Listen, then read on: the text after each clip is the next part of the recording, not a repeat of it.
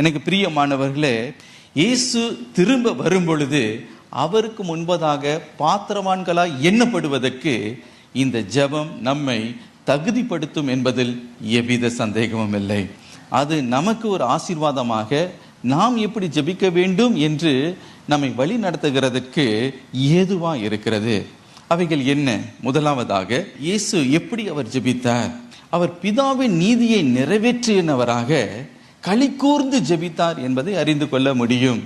எல்லாரும் ஞானஸ்தானம் பெறும் பொழுது இயேசுவும் ஞானஸ்தானம் பெற்று ஜெபம் பண்ணுகையில் வானம் திறக்கப்பட்டது. ஹல்லேலூயா.